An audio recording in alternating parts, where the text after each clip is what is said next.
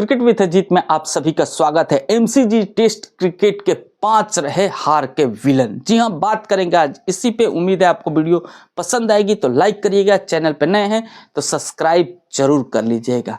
सबसे पहले हम आपको स्कोर कार्ड पे थोड़ा सा आपको लेके जाते हैं, क्योंकि जिस तरह से ये टेस्ट मैच गुजरा है, कभी ऑस्ट्रेलिया भारी, कभी इंडिया भारी, फिर ऑस्ट्रेलिया भारी, फिर इंडिया भारी, और अंत में जो लास्ट सेशन गुजरा है उसमें ऑस्ट्रेलिया इस मैच को निकाल के लेके गई है। तो पहले दिन की बात करें तो पहले दिन ऑस्ट्रेलिया भारी दिखती है और शुरुआत कहीं ना कहीं बेहतरीन करती है ऑस्ट्रेलिया, जिसकी वजह से 474 रनों का एक बड़ा स्कोर खड़ा करती है। वहीं पे भारत आती है बल्लेबाजी करने के लिए। भारत की शुरुआत एक बार फिर से खराब होता है और अंत में नीतीश रेड्डी और यहाँ पे वॉशिंगटन सुंदर की बेहतरीन बल्लेबाजी के चलते भारतीय टीम, जो ऑस्ट्रेलिया 200 से ऊपर या 250 से ऊपर लीड ले सकती थी, वहां पे लीड को कम करके भारतीय टीम 105 पे लेके आती है। फिर आती है ऑस्ट्रेलिया बल्लेबाजी करने के लिए और तीसरे दिन ऑस्ट्रेलिया बल्लेबाजी में भारतीय गेंदबाजों का डोमिनेंस दिखता है। और जिस तरह से यहाँ पे भारतीय गेंदबाजी करते हैं, कहीं ना कहीं भारत को कमबैक कराते हैं।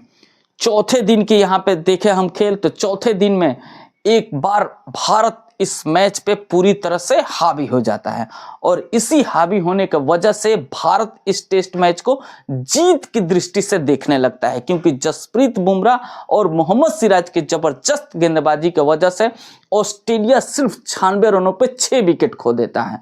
उसके बाद सारे लोगों की बात यही होने लगती है कि यदि भारत 28 रनों के अंदर आउट करता है ऑस्ट्रेलिया को तो इस टेस्ट मैच को भारत जीत सकता है। लेकिन कप्तान लबू सेन के बेहतरीन 70 रन और फिर कप्तान के 47 और फिर अंत में बेहतरीन लाइन की बल्लेबाजी की वजह से एक बार फिर ऑस्ट्रेलिया 340 रनों की जबरदस्त बढ़त हासिल कर लेती है। जिसके बाद भारत जो 5वें दिन बल्लेबाजी करने के लिए उतरता है तो कंफ्यूज रहता है कि चेस करने के लिए जाएं या ड्रॉ के लिए खेलें। लेकिन कप्तान रोहित शर्मा यहाँ पे बोलते हैं कि हम चेस करने के लिए जा रहे थे, बस हम सिचुएशन के अनुसार खेलना चाहते थे। लेकिन जिस तरह से भारत शुरुआत करता है, कहीं ना कहीं ऑस्ट्रेलिया ये सोच लेती है कि भारत इस टेस्ट मैच को ड्रॉ की तरफ लेके जा रहा है, क्योंकि कप्तान रोहित शर्मा और जायसवाल के बल्लेबाजी से यही साफ तौर से झलकता है। और ड्रॉ करने के बावजूद, डिफेंसिव माइंड सोच के बावजूद भी भारत 3 विकेट खो देता है। उसके बाद दूसरे सेशन में अच्छी बल्लेबाजी करते हैं यहाँ पे ऋषभ पंत और जायसवाल। लेकिन तीसरे सेशन में भारत एक बार फिर से शायद जीत के माइंडसेट के साथ में आता है और टीम मैनेजमेंट ये कहती है कि थोड़ा सा आक्रामक होकर खेलो, जिसके वजह से यहाँ पे तीसरे सेशन के तीसरे ही ओवर में ऋषभ पंत का विकेट गिर जाता है और उसके बाद मैच ही पलट जाता है और इस मैच को हम 184 रनों के बड़े अंतर से हार जाते हैं। और अभी भी 14 ओवर और कुछ गेंदें बाकी थी। अब आपको हम बताते हैं कि आखिरकार वो 5 इस एमसीजी टेस्ट के हार के विलन कौन रहा। तो सबसे पहले विलन रहे कप्तान रोहित शर्मा। रोहित शर्मा कहीं ना कहीं डबल माइंडसेट में देखे, शुरुआत के 40 गेंद यानी नई पूरी बॉल खेलने के बाद एक खराब शॉट मार करके वो स्लिप के हाथों कैच आउट हो गए। क्रॉस बैटल शॉट इस 5वें दिन खेलना कहीं ना कहीं एक गलत डिसीजन था और आप जानते हैं कि 5वें दिन पे एक भी खराब शॉट दूसरी टीम को कमबैक कराने की पूरी मदद कर सकती है और वही दिखा। वहीं पे दूसरे विलन रहे विराट कोहली। विराट कोहली जिस तरह से इस टेस्ट श्रृंखला में आउट होते जा रहे हैं, कहीं ना कहीं ये टेस्ट श्रृंखला खत्म होने के बाद में विराट कोहली को एज ए डोमेस्टिक प्लेयर बन करके डोमेस्टिक सर्कल खेलना ही चाहिए। वरना यदि विराट कोहली डोमेस्टिक सर्कल में नहीं आते हैं, नहीं डोमेस्टिक मैच खेलते हैं, तो फिर बीसीसीआई को उनको बोलना चाहिए कि आप डोमेस्टिक खेलिए। और यदि नहीं बीसीसीआई बोलती है तो कहीं ना कहीं बीसीसीआई की गलती होगी, क्योंकि विराट कोहली के लिए एक अलग रूल और ईशान किशन और श्रेयस अय्यर के लिए एक अलग रूल आप बना के नहीं रह सकते हैं। क्योंकि ये टेस्ट सीरीज यदि हम हारते हैं तो हमारे मेन बल्लेबाजों के कारण ही हारेंगे। क्योंकि जिस तरह से रोहित शर्मा और विराट कोहली इस टेस्ट श्रृंखला में निराश किए हैं, कहीं ना कहीं हार की बड़ी वजह ये भी है। वहीं पे तीसरा और सबसे बड़ा गुनहगार इस टेस्ट मैच हारने का है ऋषभ पंत। पहली पारी में तो खराब शॉट मार के आउट ही हुए हैं, लेकिन दूसरी पारी में अपने साथी खिलाड़ी को ये बताते हुए दिखे कि आराम से खेलो, टाइम बहुत ज़्यादा है। लेकिन अगले ही ओवर में ट्रेविस हेड के एक शॉर्ट पिच गेंद को मिड ऑफ के ऊपर से छक्का लगाने के चक्कर में एक खराब शॉट मार करके आउट होकर के गए। ये सबसे बड़ा यहाँ पे विलन बने हैं, क्योंकि पांचवें दिन यदि आप सेट हैं तो किसी और बल्लेबाज के ऊपर में नहीं छोड़ सकते हैं। आप लोग ये सोच सकते हैं कि आप लोग ये कहेंगे कि 7 विकेट अभी हाथ में हैं, आखिरी सेशन है, हम बचा सकते हैं टेस्ट ऋषभ पंत के आउट होने के बाद में, तो आप बिल्कुल गलत है। क्योंकि पांचवें दिन की बल्लेबाजी करना पिच के ऊपर में इतना इजी नहीं है। आप जितना भी कह ले कि पिच आसान है, बल्लेबाजी फेवर वाली पिच है, लेकिन एक भी अच्छी गेंद आपको आउट करके जा सकती है। और वही हुआ है ऋषभ पंत के खराब शॉट खेलने के बाद, आउट होने के बाद जिस तरह से अच्छी गेंद पड़ी जडेजा को, जिस तरह से अच्छी गेंद पड़ी यहाँ पे रेड्डी को, कहीं ना कहीं वहां से हम फिर मैच से बाहर हो गए। अब आपको बताता हूं कि चौथा और सेकंड सबसे बड़े इस एमसीजी टेस्ट का कौन रहा विलेन, तो वो रहा हमारा टीवी अंपायर। जिस तरह के खराब निर्णय दिया है यहाँ पे अंपायर ने, यदि वो निर्णय नहीं देता तो इस टेस्ट मैच को ड्रॉ होने से कोई नहीं रोक सकता था।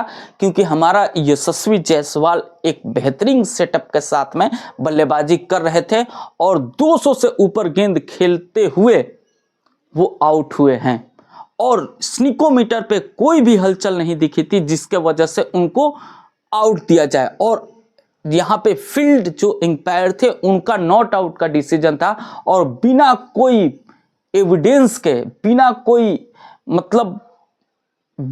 कोई एक गुड एविडेंस के ओवरटर्न करना ये कहीं की बुद्धिमानी वाली फैसला नहीं थी थर्ड एम्पायर के लिए।